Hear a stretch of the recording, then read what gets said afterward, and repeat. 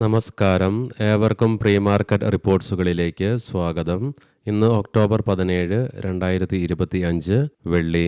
ഇന്നലെ US പ്രസിഡന്റിന്റെ ഭാഗത്ത് നിന്ന് വന്ന സ്റ്റേറ്റ്മെന്റുകൾ പ്രകാരം ഇന്ത്യൻ പ്രധാനമന്ത്രിയുടെ ഭാഗത്ത് നിന്നും അദ്ദേഹത്തിന് ഉറപ്പ് ലഭിക്കുകയുണ്ടായി റഷ്യയിൽ നിന്നുമുള്ള ഓയിലിന്റെ വ്യാപാരം നിർത്തുമെന്ന്. എന്നാൽ ഈ ഒരു സ്റ്റേറ്റ്മെന്റിനെ ഇന്ത്യ തള്ളുകയുണ്ടായി. ഇന്ത്യൻ പ്രധാനമന്ത്രിയുടെ ഭാഗത്ത് നിന്നും അങ്ങനെ ഒരു നടപടികൾക്കുള്ള വാഗ്ദാനം നൽകിയിട്ടില്ലെന്നുള്ള സ്ഥിരീകരണം വരികയുണ്ടായി. ഇന്നലെ നടന്ന പ്രധാനപ്പെട്ട ഗ്ലോബൽ ഇവന്റുകളുടെ റിസൾട്ടുകൾ, ഇന്ന് നടക്കാനിരിക്കുന്ന പ്രധാനപ്പെട്ട ഗ്ലോബൽ ഇവന്റുകൾ തുടങ്ങിയ പ്രധാനപ്പെട്ട കാര്യങ്ങൾ ഈ വീഡിയോയിൽ നമുക്ക് വിശദമായി തന്നെ ചർച്ച ചെയ്യാം. Q2 ഏർണിംഗ്സിൽ ഉയർന്ന ആത്മവിശ്വാസത്തെ തുടർന്ന് ഇന്നലെ ബാങ്കിംഗ്, ഫിനാൻഷ്യൽ സ്റ്റോക്കുകളിൽ ഉടലെടുത്ത റാലിയും ദീപാവലിക്ക് മുൻപേ കൺസ്യൂമർ ഡ്യൂറബിൾസിന്റെ ശക്തമായ പ്രകടനത്തെ തുടർന്നും ഇന്നലെയും നമ്മുടെ മാർക്കറ്റിന് നേട്ടത്തോടുകൂടി തന്നെ വ്യാപാരം അവസാനിപ്പിക്കുവാൻ സാധിക്കുകയുണ്ടായി. മാത്രമല്ല, നിഫ്റ്റിക്കും ബാങ്ക് നിഫ്റ്റിക്കും അതിന്റെ 52 വീക്ക് ഹൈയുടെ അടുത്തേക്ക് എത്തിച്ചേരുവാൻ സാധിച്ചപ്പോൾ പിൻ നിഫ്റ്റിക്ക് പുതിയ record all time high create ചെയ്യുവാനും സാധിച്ചു. മാത്രമല്ല, ഇന്നലെ വിദേശ ധനകാര്യ സ്ഥാപനങ്ങൾ 997.29 കോടി രൂപയ്ക്ക് ഇന്ത്യൻ ക്യാഷ് മാർക്കറ്റിൽ ബൈയിങ് തുടരുന്ന കാഴ്ചയാണ് കാണുവാനായിട്ട് സാധിക്കുക. അതേസമയം ആഭ്യന്തര ധനകാര്യ സ്ഥാപനങ്ങൾ 4076.20 കോടി രൂപയ്ക്ക് അതിശക്തമായ രീതിയിൽ ബൈയിങ്ങും തുടരുകയുണ്ടായി. ഇന്നത്തെ നമ്മുടെ മാർക്കറ്റിലേക്ക് സ്പെസിഫിക് ആയിട്ട് വന്നു കഴിയുമ്പോൾ അനലിസ്റ്റുകളുടെയും എക്സ്പേർട്ടുകളുടെ അഭിപ്രായ പ്രകാരം നിലവിൽ നിഫ്റ്റി അതിന്റെ 52 വീക്ക് ഹൈയുടെ അടുത്തായിട്ട് തന്നെ നിലനിൽക്കുന്നതിനാൽ നിഫ്റ്റിയെ സംബന്ധിച്ചിടത്തോളം ഇനി അപ്പർ സൈഡിലേക്ക് നിലവിലെ 52 വീക്ക് ഹൈ ആയ 25,669 എന്ന ലെവലാണ് റെസിസ്റ്റൻസ് ആയിട്ട് മാറിയേക്കാവുന്നത്. അതുകൊണ്ട് തന്നെ ഇന്ന് നിഫ്റ്റിക്ക് ഈ ലെവൽ അതിശക്തമായി മറികടന്നുകൊണ്ട് ഈ ലെവലിന് മുകളിലായിട്ട് നിലനിൽക്കുവാൻ സാധിക്കുകയാണെങ്കിൽ 26,000 എന്ന ലെവലിലേക്കുള്ള നിഫ്റ്റിയുടെ പ്രയാണം തള്ളിക്കളയാനാവുകയില്ല.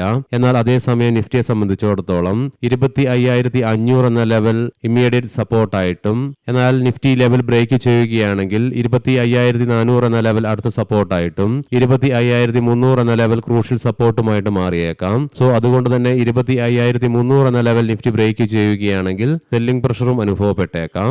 പ്രത്യേകം ശ്രദ്ധിക്കുക, ഇത് ട്രേഡ് റെക്കമെൻഡേഷൻ അല്ല, അനലിസ്റ്റുകളുടെയും എക്സ്പേർട്ടുകളുടെയൊക്കെ അഭിപ്രായങ്ങൾ മാത്രമാണ്.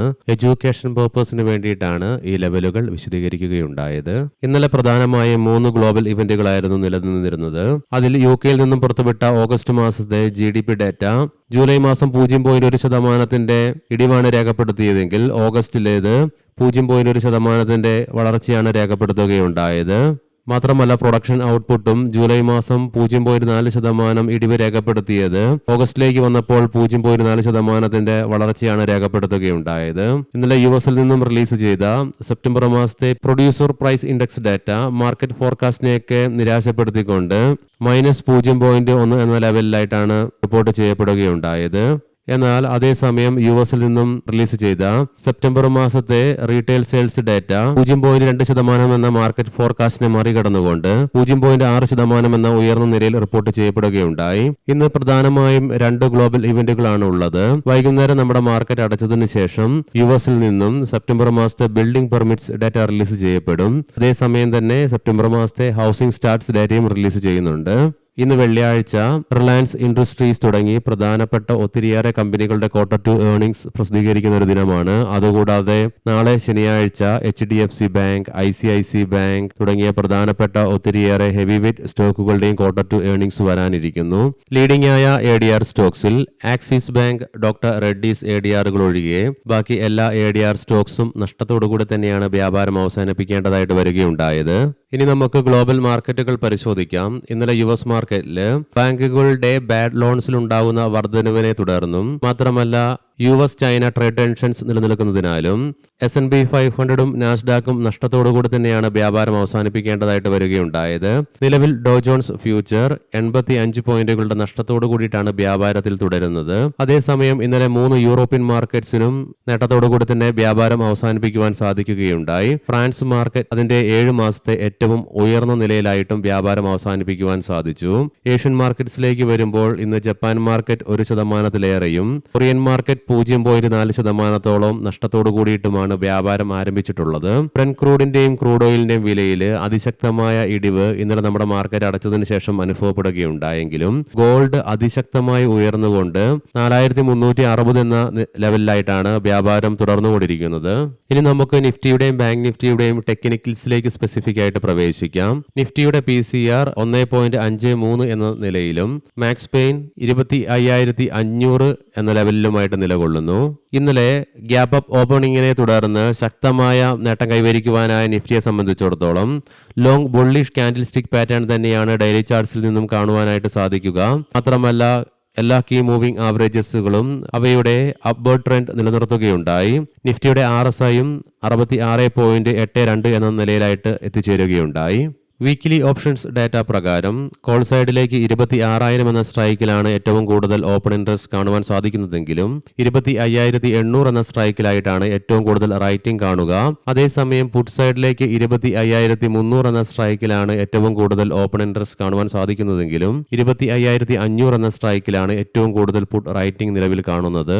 വോൾട്ടാലിറ്റി നിലനിൽക്കുമ്പോഴും ബുള്ളിഷ് ബയാസിനെ സൂചിപ്പിച്ചുകൊണ്ട് മൈനർ അപ്പർ ആൻഡ് ലോവർ ഷാഡോസോട് കൂടിയിട്ടുള്ള ബുള്ളിഷ് കാൻഡിൽ സ്റ്റിക് പാറ്റേൺ തന്നെയാണ് ബാങ്ക് നിഫ്റ്റിയുടെ ഡെയിലി ചാർട്ട്സിൽ നിന്നും കാണുവാനായിട്ട് സാധിക്കുക.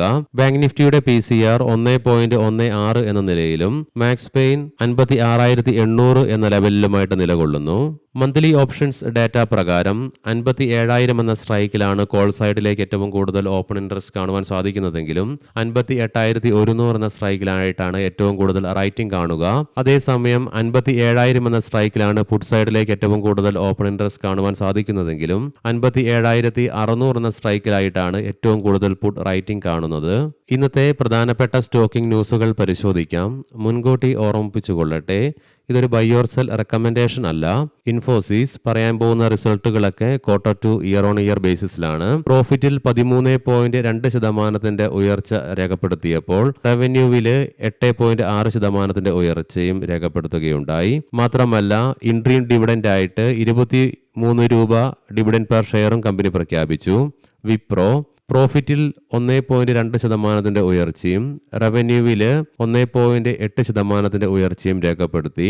ജിയോ ഫിനാൻഷ്യൽ സർവീസസ് പ്രോഫിറ്റിൽ 0.9% ഉയർച്ച രേഖപ്പെടുത്തിയപ്പോൾ റവന്യൂവിൽ 41.5% ഉയർച്ചയും രേഖപ്പെടുത്തി. L&T മൈൻട്രി പ്രോഫിറ്റിൽ 10.4% ഉയർച്ച രേഖപ്പെടുത്തിയപ്പോൾ റവന്യൂവിലും 10.2% ഉയർച്ച രേഖപ്പെടുത്തുകയുണ്ടായി. JSW ഇൻഫ്രാസ്ട്രക്ചർ പ്രോഫിറ്റിൽ 2.8% ഉയർച്ചയും റവന്യൂവിൽ 26.4% വളർച്ചയും രേഖപ്പെടുത്തി. സയന്റ് പ്രോഫിറ്റിൽ 28.8% ഇടിവ് രേഖപ്പെടുത്തിയപ്പോൾ റവന്യൂവിൽ 3.7% ഇടിവും രേഖപ്പെടുത്തുകയുണ്ടായി. എങ്കിലും കമ്പനി 16 രൂപ ഡിവിഡൻഡ് പെർ ഷെയറും പ്രഖ്യാപിച്ചു. വിക്രം സോളാർ പ്രോഫിറ്റിൽ 1,646.5% ഉയർച്ച രേഖപ്പെടുത്തിക്കൊണ്ട് 7.4 കോടി രൂപയിൽ നിന്നും 128.5 കോടി രൂപയായി വളർന്നു. റവന്യൂവിലും 93.7% വളർച്ച രേഖപ്പെടുത്തുകയുണ്ടായി. നിലവിലെ ഗിഫ്റ്റ് നിഫ്റ്റിയുടെ ഇൻഡിക്കേഷൻ പ്രകാരം ചെറിയ ഗ്യാപ് ഡൗണോട് കൂടിയിട്ടുള്ള ഓപ്പണിംഗ് ആണ് ഇന്ന് നമ്മുടെ മാർക്കറ്റിൽ എക്സ്പെക്ട് ചെയ്യുവാനായിട്ട് സാധിക്കുക. ഏവർക്കും നല്ല ഒരു ട്രേഡിംഗ് ദിനം ആശംസിക്കുന്നു. വൈകുന്നേരം പോസ്റ്റ് മാർക്കറ്റ് റിപ്പോർട്ട്സുമായി കണ്ടുമുട്ടാം. നന്ദി, നമസ്കാരം.